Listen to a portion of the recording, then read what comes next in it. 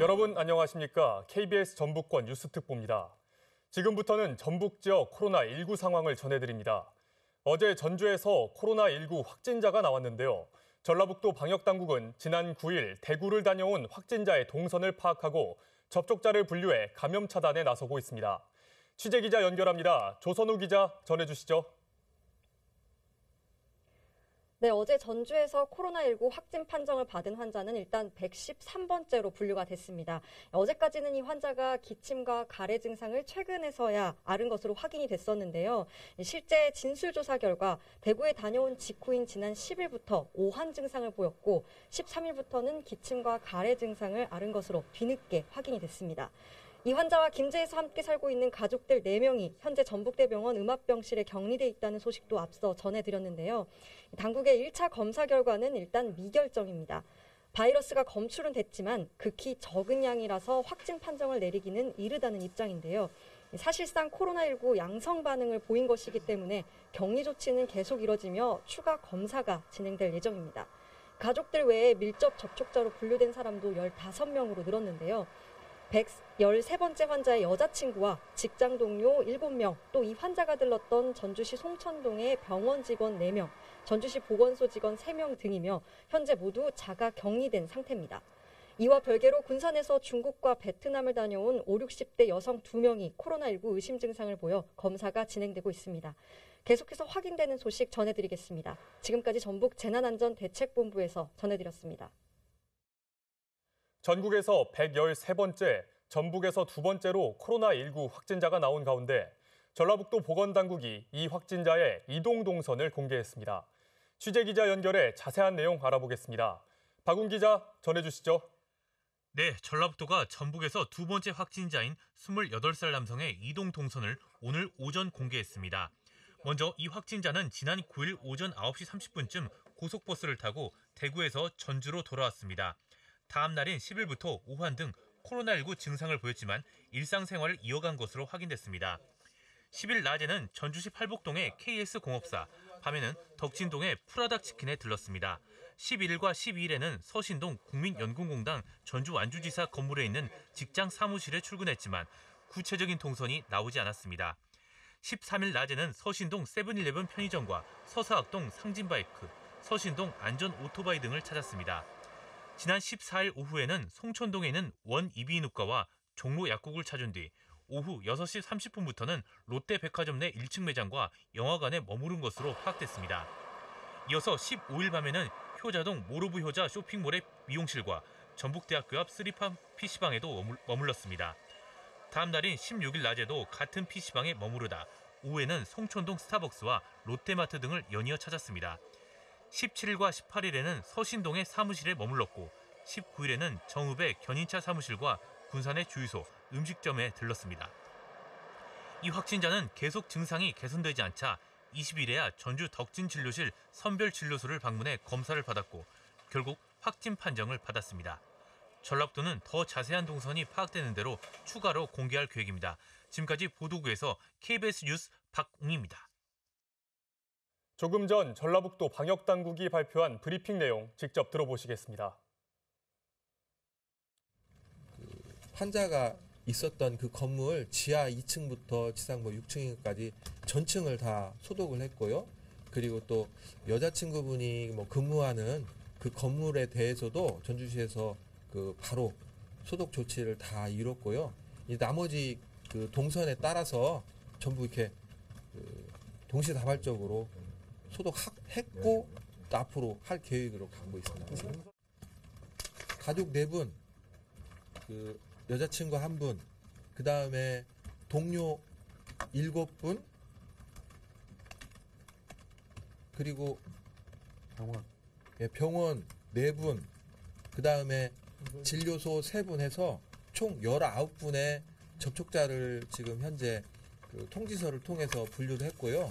이후에 계속 지속되는 심층 역학조사를 통해서 계속 확대해서 지역사회에 전파되지 않도록 최선의 노력을 다하겠습니다. 현재 가족들이 거주하고 있는 김제시에서는요, 김제시 보건소에서 또 그 마을에 대해서 전체 소독을 했고 업체에 근무를 하시는데요. 거기에도 이미 연락을 취했고 전체 소독을 다 실시를 했고요. 그 직원분들도 이런 부분에 대해서 전부 공유를 하고 있는 상황이기 때문에 엄중하게 감시를 해서 조금의 누수 없이 할 거고요. 아까 더 적극적으로 해서 이분들에게 가능하면 그 연락처를 확보해서 1대1로 할 수 있는 방안을 찾아보겠고요. 그렇지 않더라도 조금의 이상 증상이 있는 경우라면은 가장 우선적으로 선별 진료를 받을 수 있도록 그쪽 신천지 본부하고 적극적으로 대응해 나가겠습니다. 네, 이어서 취재 기자와 자세한 얘기 나눠보도록 하겠습니다. 김진희 기자, 전북에서는 두 번째인데요. 이 코로나19 확진 환자에 대한 역학조사 새로운 소식들이 들어왔습니까? 네, 일단 어제 추가로 나온 코로나19 확진 환자는 28살의 남성인데요. 전북에서는 군산에 이어서 두 번째 확진자고 전국적으로는 113번째 확진자입니다. 네. 서울의 주소지를 두고는 있지만 실제 거주지는 김제시 봉남면으로 확인됐습니다. 직업은 보험 설계사고요. 전주시 서신동의 국민연금공단 지사 건물의 한 보험회사에 다니고 있는데요. 해외를 다녀온 기록은 없고 지난 7일부터 9일까지 대구를 방문한 사실이 확인됐습니다. 대구에서는 고속버스를 타고 전주에 돌아온 지난 9일부터 어제 전북대병원 음압병실에 입원하기까지의 동선이 모두 공개가 됐는데요. 네. 공업사와 치킨집, 편의점, 이비인후과, 약국, 백화점, 영화관, PC방, 대형마트, 미용실, 그리고 유명 커피 전문점과 식당 등 굉장히 광범위합니다. 네, 접촉자들이 굉장히 많을 것으로 보이는데요. 이 걱정이 많을 것 같습니다. 이에 대한 파악 이루어지고 있습니까? 네, 현재까지는 이 남성의 전북 지역 접촉자가 일단 19명으로 확인이 됐습니다. 네. 전라북도는 확진자의 진술과 카드 사용 내역 등을 바탕으로 가족 4명과 직장 동료 7명, 또 확진자가 지난 14일에 방문했던 송천동의 한 이비인후과 의사 등 4명, 그리고 어제 찾았던 전주 덕진보건소의 직원 등 모두 19명을 접촉자로 분류를 하고 자가격리 조치했습니다. 오전 중에 채취한 검체들을 현재 차례로 검사를 하고 있고요. 이 결과는 6시간쯤 뒤인 오후나 저녁쯤 제대로 그 검사 결과가 나올 것으로 보입니다. 네. 어제 확진자 가족 4명도 전북대 병원에 격리됐죠. 예, 검사 결과 나왔습니까? 네, 일단 어제 바로 시작을 했는데요. 이 남성의 가족 4명에게서 코로나19 의심 증상이 있어서 보건당국은 즉시 이 확진자와 함께 모두 전북대병원으로 옮겨서 검체를 채취했습니다. 네. 그런데 검사 결과 아직까지 정확한 음성도 양성도 아닌 그 경계 정도로 나온 것으로 확인이 됐습니다. 보건당국은 이들이 모두 코로나19의 음성은 아니지만 또 양성이라고 판단하기에도 아직은 의학적으로 조금은 좀 부족하다고 네. 생각하는 상황이라서요. 검체를 다시 채취해서 2차로 정밀 검사를 하겠다고 밝혔습니다. 일단 음성은 아닌 것으로 그렇게 판단하고 있는 만큼 확진 환자에 준해서 이들의 동선이나 접촉자들에 대한 추가 역학조사를 바로 진행할 예정입니다. 네, 이 지역사회 감염 우려가 아마 큰 상황이 아닌가 싶습니다. 전라북도 방역당국은 어떻게 대비하고 있나요? 네, 일단 이 확진자가 어제와는 달리 지난 10일, 그러니까 대구를 방문하고 다녀온 9일의 바로 다음 날부터 오한 등의 증상이 있었다고 진술을 바꾼 것 같은데요. 네. 진술이 바뀐 만큼 이 접촉자들과 이동 동선을 더 확대해서 조사를 해야 될 것 같고요. 그리고 지역사회의 추가 전파 우려가 아주 큰 상황이지 않습니까? 네. 이동 경로에 포함되는 모든 곳에 대한 소독 작업을 오늘 중으로 모두 또 실시할 예정입니다. 이제부터는 환자를 조기에 찾아내는 게 정말 중요한 상황인 만큼 기존에는 해외 여행력을 물었던 것과 마찬가지로 이제는 의심 환자가 발생하면 확진자가 대거 발생했던 대구나 경북 지역을 방문한 이력이 있는지 그것도 확인을 해서 적극적으로 대처하겠다고 밝혔습니다. 네, 이 남성도 대구 방문 이력이 있는데요. 어제 추가로 확인된 광주의 확진자도 역시 대구를 갔던 걸로 알려졌죠. 네, 현재 중앙사고대책본부는 어제 확인된 확진자들에게서 공통적으로 방문한 곳이 대구였다는 것을 확인을 하고 각 지역의 역학조사팀과 조사를 벌이고 있습니다. 네. 전주의 확진자는 지난 9일 대구에서 전주에 도착을 한 뒤 업무상 전주와 김제, 정읍, 군산 일대를 방문했던 것으로 알려졌는데요. 광주광역시의 확진자는 최근 대구의 첫 확진자와 같은 공간, 그러니까 신천지 대구교회의 종교 행사에 참석했던 걸로 알려졌잖아요. 네. 전주의 확진자 역시 혹시라도 그 대구교회에 방문하지는 않았는지 현재 도보건당국이 조사를 하고 있지만 현재까지는 이 남성이 스스로 부인을 하고 있어서 추가로 또 조사를 하고 할 예정인 것으로 알려졌습니다. 그리고 당시 신천지 대구교회 이 종교 행사에 참석을 했던 사람들 가운데서도 어제까지 정부가 파악하지 못한 그 전주의 20대 여성 자진 신고자가 있었잖아요. 네. 그 사람처럼 다른 참석자가 또 있을지 모르는 상황이어서 전수조사가 좀 필요해 보입니다. 그리고 일단 신천지 교회 본당에서는 모든 집합 예배를 잠정 중단하겠다고 밝힌 상태입니다. 전라북도는 전북 지역의 신천지 교단과 협력을 해서 대구 교회에 혹시라도 그날 다녀온 사람들을 적극적으로 파악을 하고 의심 증상이 혹시라도 있다면 바로 선별 진료소로 안내를 해서 검사를 하겠다고 밝혔습니다. 네, 알겠습니다. 김진희 기자 수고했습니다. 네, 이어서 다음 소식입니다. 추가 확진자로 인한 지역사회 감염을 막기 위해 확진자의 직장이 있는 서신동 일대를 중심으로 휴원과 폐쇄 조치도 잇따랐는데요. 자세한 내용 취재기자 연결해 알아보겠습니다. 안승길 기자 전해주시죠. 네, 전북 두 번째 확진자가 일했던 전주 서신동 국민연금공단 건물은 어젯밤 소독이 이루어졌습니다. 현재 직장이 위치한 6층은 폐쇄된 가운데 해당 건물에서는 3개 기관 17명만 나와 비상근무하고 있으며 다른 곳은 모두 문을 닫았습니다. 확진자를 포함해 가족 5명이 살던 김제시 봉남면 마을 전체도 소독이 진행됐고 확진자 어머니가 일하는 업체 역시 소독은 마쳤습니다. 전주시는 감염 우려를 줄이기 위해 서신동 일대 어린이집 39곳에 휴원 명령을 내렸습니다. 하지만 맞벌이 부부 등 아이를 맡길 곳이 없어 긴급 보육이 필요한 어린이집 31곳에 157명의 아이들이 등원한 상태인데요. 시는 오전부터 전체 소독을 진행하고 아이들의 상태를 실시간으로 확인하고 있습니다. 지역 아동센터 3곳과 건강가정지원센터, 경로당 25곳도 문을 닫았고요. 서진 도서관과 서신동 작은 도서관, 전북 노인복지관도 휴관을 결정했습니다. 완산 수영장과 덕진 수영장 등도 오늘부터 휴장 조치에 들어갔는데요.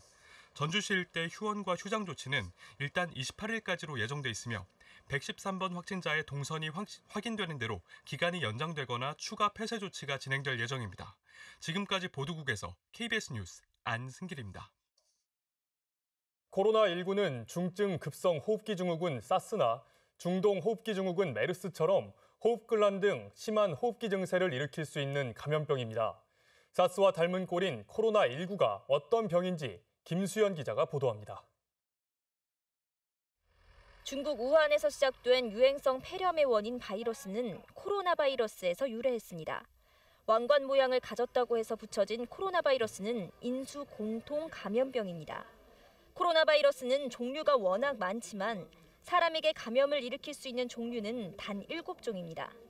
이 중 4종은 가벼운 감기를 일으키지만 나머지 3종, 사스와 메르스, 이번에 확인된 코로나19는 호흡 곤란 등 호흡기 증세를 유발할 수 있습니다. 코로나19를 일으키는 바이러스는 사스 코로나 바이러스와 유사한 것으로 알려졌습니다. 전문가들은 코로나19 잠복기를 최대 2주로 보고 있습니다. 코로나19에 걸리면 발열과 오한, 인후통은 물론 기침이나 재채기, 호흡 곤란 같은 호흡기 증상 등을 보이는 것으로 알려졌습니다. 증상이 심한 경우 폐렴으로 발전해 사망 위험을 높이는 것으로 추정됩니다. 감염 경로는 다른 코로나 바이러스처럼 매우 작은 침방울인 비말이 주변으로 퍼지면서 전파되는 것으로 보입니다. 또 비말 전파 외에도 비말이 묻은 손이나 물건 등을 통해 간접 접촉으로 감염될 수 있습니다. 환자 1명이 얼마나 많은 감염자를 만들어내는지 이른바 감염병의 전파력은 과거 메르스의 경우 0.4에서 0.9명 정도며 사스가 4명입니다.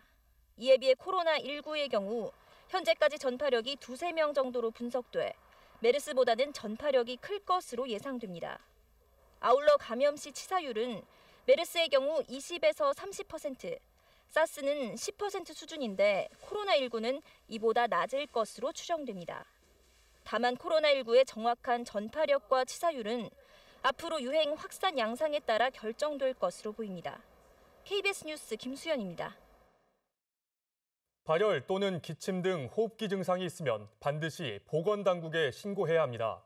외출할 때는 마스크를 착용하고 진료를 받을 때 의사에게 중국 또는 동남아시아 방문 사실을 알려야 합니다. 우한울 기자가 보도합니다. 중국이나 동남아 지역을 여행하는 사람은 가금류나 야생동물과의 접촉을 피해야 합니다. 현지 시장 등 감염 위험이 있는 장소 방문도 자제해야 합니다. 또 현지에서 발열이나 기침 등 호흡기 증상이 있는 사람과의 접촉을 피해야 합니다. 중국이나 동남아 국가 등 코로나19 발생국을 방문하고 14일 이내에 발열이나 기침 등 호흡기 증상이 나타나면 질병관리본부 1339 콜센터로 전화를 걸어 신고해야 합니다.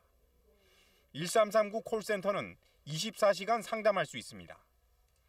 우리나라 입국 시에는 건강상태 질문서를 성실히 작성해야 하고 기침이나 숨가쁨 등 호흡기 이상 증상이 있으면 검역관에게 신고해야 합니다. 의심 증상이 나타난 사람이 진료를 받으러 병원이나 보건소에 갈 때는 마스크를 착용해야 합니다. 또 의료진에게 코로나19 발생국 방문 사실을 반드시 알려야 합니다. 중국이나 동남아 국가를 다녀왔거나 발열과 호흡기 증상이 있는 사람은 유증상자로 분류돼 병원에 격리된 상태에서 검사를 받습니다. 보건당국은 코로나19를 조기 발견해 지역사회 확산을 막기 위해선 국민들의 협조가 절실하다고 당부했습니다. 질병관리본부는 환자 감시 체계를 강화하고 의심 사례를 진단 검사하는 등 24시간 비상 대응 체계를 가동 중입니다. KBS 뉴스 우한울입니다. 추가로 들어오는 소식은 뉴스특보와 정규 뉴스를 통해 자세히 전해드리겠습니다. KBS 뉴스특보를 마칩니다. 지금까지 시청해주셔서 고맙습니다.